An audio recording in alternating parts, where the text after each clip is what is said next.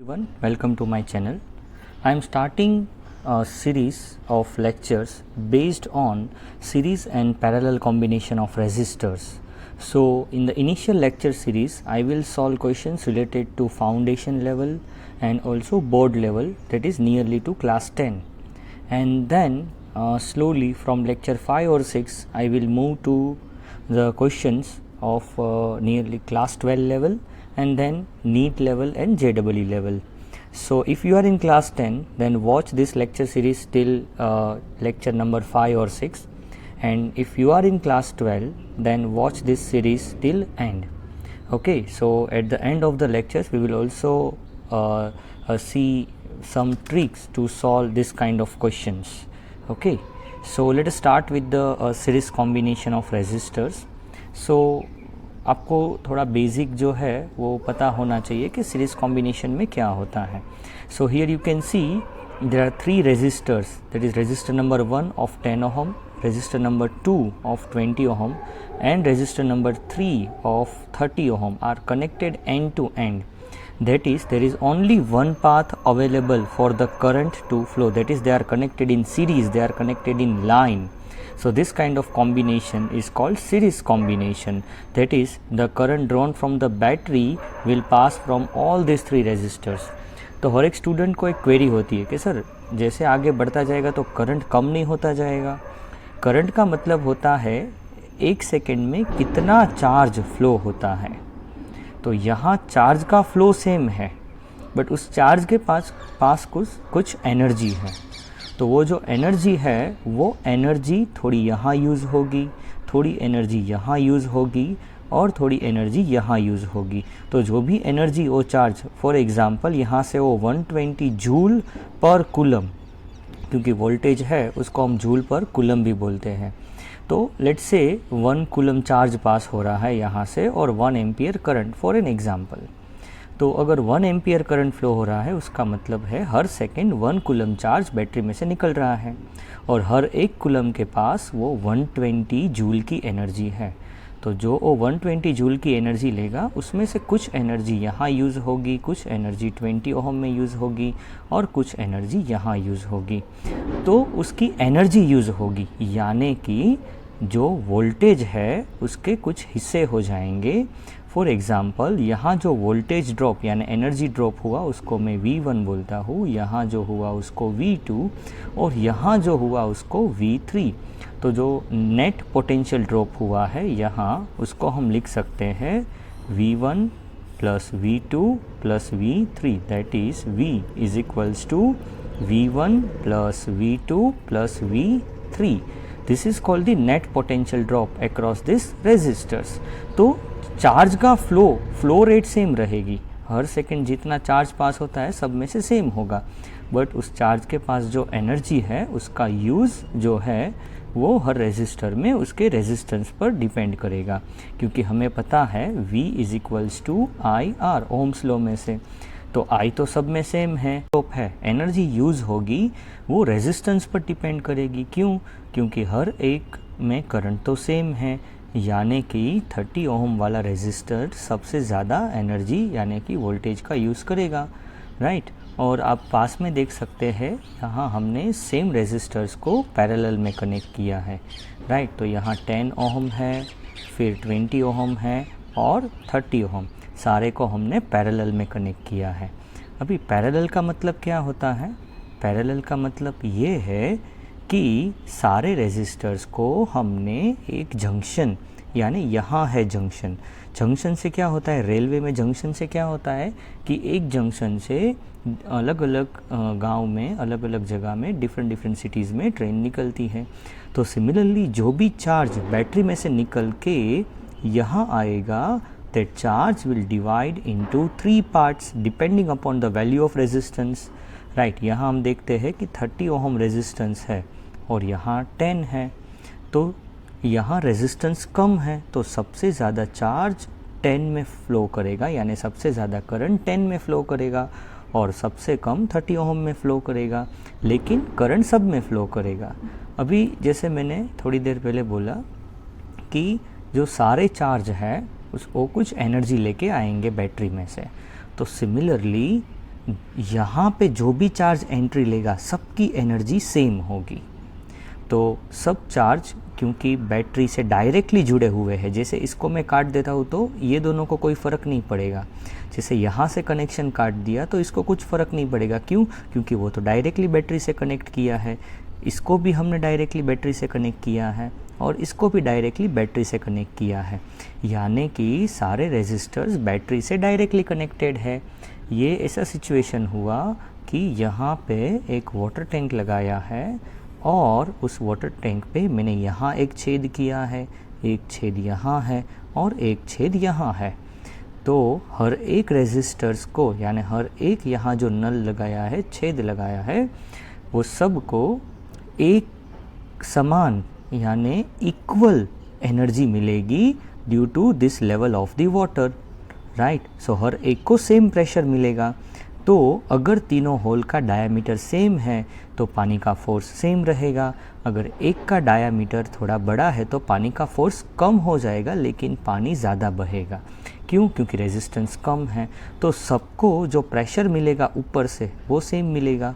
तो यहाँ सिमिलरली सबको जो वोल्टेज मिलेगा, यानी जो बैटरी 120 वोल्ट की है, तो सारे रेजिस्टर्स को सेम 120 वोल्ट ही मिलेगा। तो यहाँ हम देख सकते हैं, एक मिनट, क्लियर ऑन, ओके। सो यहाँ जो हमारी बैटरी है, यहाँ पे जो पोटेंशियल यहाँ लग रहा है वही पोटेंशियल इसको मिलेगा। सो यहाँ मैंने 120 दिया है, तो अगर बैटरी के इस पार्ट को मैं 120 वोल्ट बोलता हूँ तो ये ज़ीरो है, क्योंकि पोटेंशियल डिफरेंस दोनों एंड के बीच का 120 वोल्ट है। तो अगर यहाँ ज़ीरो है तो यहाँ जुड़े हुए हर एक रेजिस्टर्स को ज़ीरो का डिफरेंस आएगा। तो यहाँ ज़ीरो है तो यहाँ भी ज़ीरो है, यहाँ 120 है तो इस रेजिस्टर के अक्रॉस 120 होगा, इस रेजिस्टर के अक्रॉस भी 120 वोल्ट का पोटेंशियल डिफरेंस होगा, और इस यहाँ ज़ीरो और यहाँ भी ज़ीरो, यानी कि हमारे पास 3 अलग अलग रेजिस्टर्स है, तीनों डायरेक्टली 120 वोल्ट की बैटरी से जुड़े हुए हैं। ओके, सो हर एक पे जो पोटेंशियल डिफरेंस लगेगा वो सेम लगेगा, राइट। तो ये बात हुई पैरेलल की। तो यहाँ करंट डिवाइड होता है और वोल्टेज सेम रहता है। और जो हमारा सीरीज़ कॉम्बिनेशन है उसमें क्या होता है, क्योंकि एक ही लाइन अवेलेबल है करंट को फ्लो करने के लिए, तो यहाँ करंट सेम रहेगा, बट जो एनर्जी है, जो वोल्टेज है, वो डिस्ट्रीब्यूट हो जाएगा, राइट। ओके, चलो अभी हम ये क्वेश्चन को सॉल्व करते हैं। तो let us assume that this, ये जो सारे कॉम्बिनेशन है उसकी जगह अगर मुझे कोई एक रेजिस्टर रखना पड़ेगा तो मैं कितना रख सकता हूँ, तो इन तीनों का इक्विवेलेंट। तो इन तीनों का इक्विवेलेंट सीरीज़ में हम कैसे निकालते हैं, तीनों को ऐड करके। सो R1 plus R2 plus R3, सो 10 प्लस 20 प्लस 30, यानी ये हो गया हमारा 60 ओम। ओके, चलो अभी आगे बढ़ते हैं। तो जैसे मैं यहाँ एक बैटरी रख सकता हूँ जिसका, एक रेजिस्टर रख सकता हूँ जिसका रेजिस्टेंस 60 ओम हो और वो 120 वोल्ट की बैटरी से जुड़ा हुआ है। तो ओम्स लॉ यूज़ करके हम करंट निकाल सकते हैं, I is equals to V upon R। तो जो पोटेंशियल डिफरेंस है वो 120 का है, जो रेजिस्टेंस है टोटल वो 60 का है। तो यहाँ जो करंट फ्लो करेगा पूरे सर्किट में वो 2 एम्पियर का फ्लो करेगा, यानी कि यहाँ जो करंट एंट्री लेने वाला है यहाँ से वो 2 एम्पियर का करंट होगा। अभी 2 एम्पियर का करंट है, उसके पास जो एनर्जी है उसमें से कुछ पार्ट यहाँ ड्रॉप होगा, तो यहाँ कितना होगा, तो वो हम ओम्स लॉ से ढूंढ सकते हैं। तो V is equals to I into R, तो करंट तो सेम है, तो I इंटू R1, तो I तो है 2 एम्पियर और I 2 into 10 that is 20 volt. तो यहाँ 20 वोल्ट ड्रॉप हो गया, देखो मैंने यहाँ कैलकुलेशन करके दिखाया है। सिमिलरली यहाँ कितना ड्रॉप होगा, तो V2 is equals to I into R2, so I है 2 ampere, 2 into 20 that is 40 volt, और जो थर्ड लास्ट वाला रेजिस्टर है उसमें 2 इंटू 30 I इंटू R, 60, तो टोटल देखो कितना हो गया 120 वोल्ट। तो हमने सप्लाई कितना किया था 120, तो सारे रेजिस्टर्स ने क्या किया, जो वोल्टेज है वो बांट लिया, यानी वोल्टेज है वो डिस्ट्रीब्यूट हो गया। अभी आप यहाँ कुछ एनालाइज कर सकते हैं, कुछ सोच सकते हैं, क्योंकि आगे के जो भी मैं क्वेश्चंस दूंगा उसमें ये बेसिक्स पे ही क्वेश्चंस होंगे। तो यहाँ आप देख सकते हैं कि जिसका रेजिस्टेंस सबसे कम है वहाँ एनर्जी का ड्रॉप सबसे कम हुआ है, यानी 20 वोल्ट ड्रॉप हुई है, और जिसका रेजिस्टेंस सबसे ज़्यादा है उसने सबसे ज़्यादा एनर्जी खा ली है, दैट इज़ 60 वोल्ट, यानी 60 जूल पर कूलम की एनर्जी वहाँ ड्रॉप हुई है। और हम ये भी देख सकते हैं कि जो सीरीज़ का इक्विवेलेंट है वो सबसे जो लार्ज है उससे भी लार्जेस्ट है, यानी ये RS यानी हो गया सीरीज़ इक्विवेलेंट, वो पूरे सर्किट का जो सबसे लार्जेस्ट है, सबसे बड़ा रेजिस्टेंस है, उससे भी बड़ा आया, राइट। सो ये हमें याद रखना है। अभी हम बात करते हैं पैरेलल कॉम्बिनेशन की। तो पैरेलल कॉम्बिनेशन में हम क्या देख सकते हैं, यहाँ जैसे हमने थोड़ी देर पहले बात की कि पैरेलल कॉम्बिनेशन में जो रेजिस्टर्स है वो एक बैटरी पे डायरेक्टली कनेक्ट किए होते हैं, यानी कि अगर ये बैटरी का पॉजिटिव टर्मिनल है, यानी में चलो कुछ अलग तरह से सोचते हैं, जैसे ये बैटरी है, राइट, और ये बैटरी का पॉजिटिव टर्मिनल है और यहाँ बैटरी का नेगेटिव है।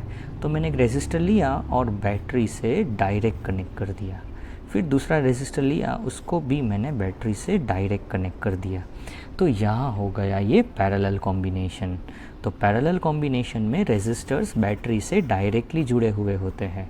तो डायरेक्टली जुड़े हुए होते हैं उसका मतलब ये है कि सबको जो वोल्टेज है वो इक्वली मिलेगा, यानी इसको भी 120 वोल्ट का पोटेंशियल डिफरेंस मिलेगा, इसको भी 120 वोल्ट का पोटेंशियल डिफरेंस मिलेगा, और इसको भी 120 वोल्ट का पोटेंशियल डिफरेंस मिलेगा, राइट।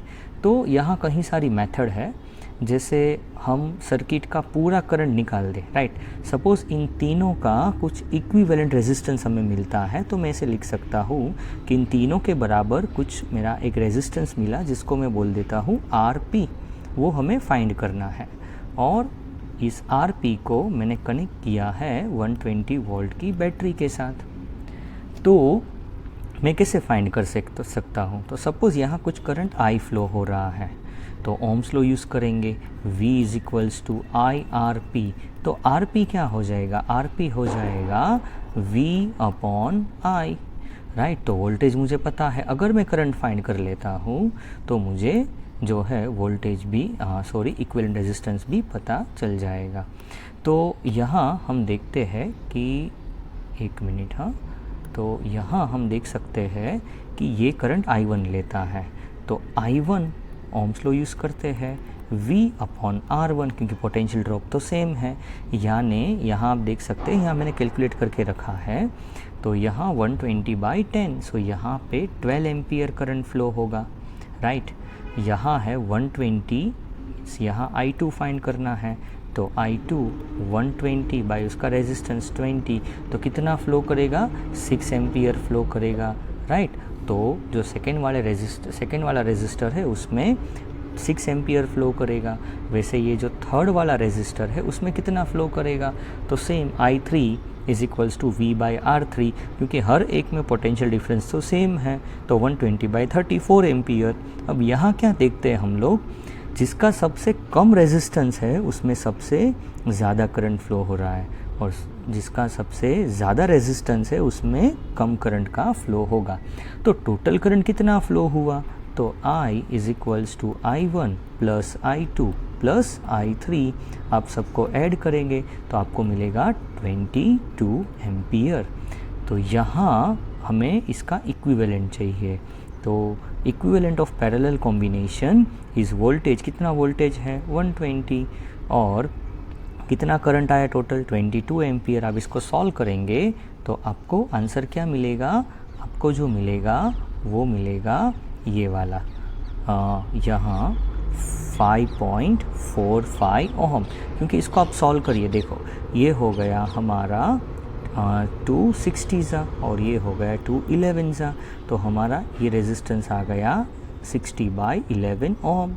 ये हमने ये मेथड से फाइंड किया है। पहले सबका करंट निकाल दिया और करंट निकालने के बाद हमने इक्विवेलेंट रेजिस्टेंस ले लिया। बट हमारी जो टेक्स्ट बुक है उसमें जनरली हम ये मेथड करते हैं जिसमें इक्विवेलेंट की इक्वेशन हम डायरेक्ट लगा देते हैं। तो जैसे अगर सिर्फ इक्विवेलेंट ही पूछा है, आपको ऐसा पूछा गया है कि आप इक्विवेलेंट फाइंड करिए, तो आप ये इक्वेशन का डायरेक्ट यूज़ कर सकते हैं। 1/R equivalent is equals to 1/R1, यानी यहाँ है 10 ओहम, 1/20 प्लस 1/30। तो यहाँ जो LCM है वो 60 हो जाएगा। तो ये हो गया 10 6 ज़ा, 23 ज़ा एंड 32 ज़ा। सो 1/R इक्विवेलेंट इज़ 11/60। हमें पूछा है R इक्विवेलेंट, तो हम इसका रेसिप्रोकल करेंगे। तो रेसिप्रोकल करने के बाद हमें मिला R इक्विवेलेंट इज़ 60/11, तो 5.45 ओहम मिला, राइट। अभी हमें करंट चाहिए। लेट अस अज्यूम सर्किट में हमें करंट पूछा गया है और ये मेथड नहीं करनी है हमें, तो हम क्या करेंगे, डायरेक्टली ये I is equals to V/R equivalent. तो वोल्टेज कितना है 120 और R इक्विवेलेंट कितना मिला हमें 60/11, तो यहाँ भी हमें 22 एम्पियर मिल जाएगा।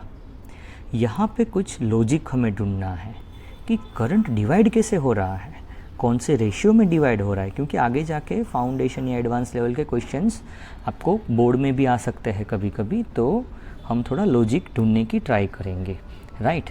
तो सबसे पहले आप देखो कि हमारा जो रेजिस्टेंस है उसके रेशियो निकालने की ट्राई करो। सो R1 जो है वो है हमारा, let's say R1 is to R2 is to R3। तो ये हमने रखा है 10 इज़ टू 20 इज़ टू 30। तो जो रेशियो है वो 1 इज़ टू 2 इज़ टू 3 का है। ये किसका रेशियो है? ये जो रेशियो है वो हमारे रेजिस्टेंस का रेशियो है, राइट। अभी हम करंट का रेशियो निकालने की ट्राई करते हैं, तो मैं थोड़ा कलर चेंज कर देता हूँ।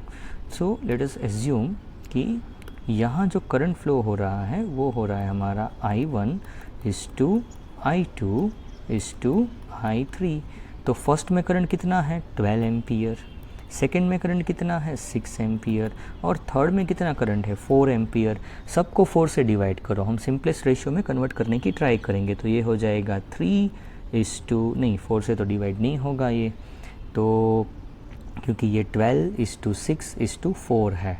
सो 3 से डिवाइड करते हैं। ये क्या है हमारा 12 इज़ टू 6 इज़ टू 4।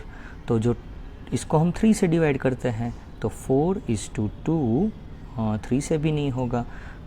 तो ये सबको जो है हम कुछ सिंपल फर्स्ट 2 से डिवाइड करते हैं।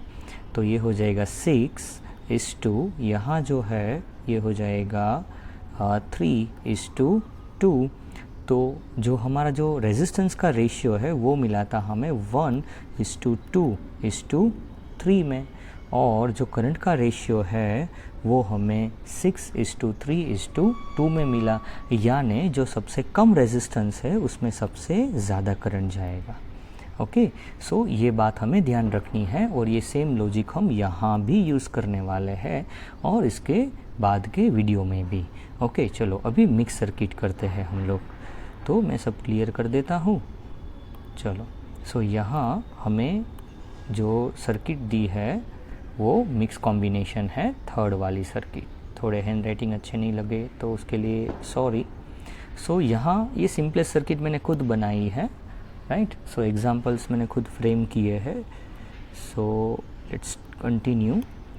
तो यहाँ हम देख सकते हैं कि एक रेजिस्टर, अभी हमें पता कब चलेगा कहाँ सीरीज़ है कहाँ पैरेलल है। तो जहाँ भी हमें जंक्शन मिले पहले क्या करना है, पहले तो जितना चार्ज बैटरी से निकलेगा उतना ही चार्ज वापस आएगा। तो कोई बच्चे बोलते हैं सर चार्ज तो यूज़ नहीं होता है। नहीं, चार्ज की एनर्जी यूज़ होती है। तो जो भी एनर्जी चार्ज लेके निकला है तो नंबर ऑफ़ चार्जेस को हम करंट बोलते हैं, राइट। तो उतने ही चार्जेस अपनी सारी एनर्जी यूज़ करके जो भी रेजिस्टर्स है वहाँ दे के फिर वापस आ जाएंगे।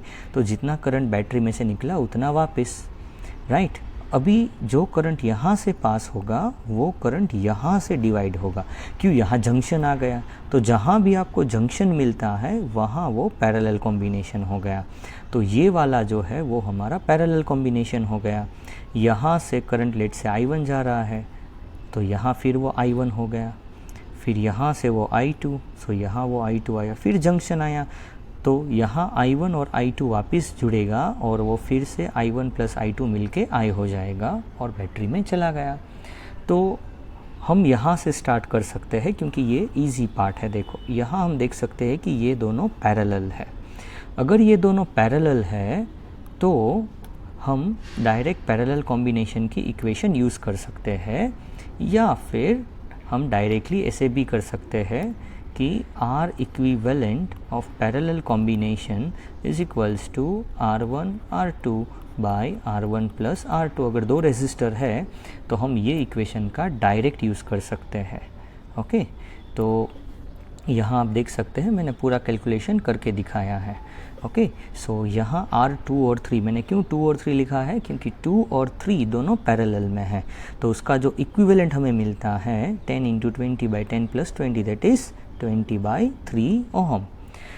अभी इन दोनों की जगह मैं एक रेजिस्टर रख सकता हूँ जो 20 बाई 3 हो। तो यहाँ देखो मैंने आपको दिखाया है कि ये 30 ओहम का पहला रेजिस्टर, उसके बाद 20 बाई 3 का, तो दो रेजिस्टर सीरीज़ में हो गए।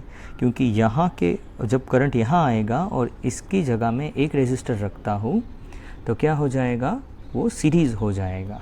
तो यहाँ जो है इक्विवेलेंट कितना हो जाएगा? 30 plus 20 by 3, that is 110 by 3 ohm. तो अभी इन दोनों की जगह मैं एक रेजिस्टर रख देता हूँ जिसका इक्विवेलेंट में फाइंड करता हूँ, तो मुझे मिलता है 110 बाई 3।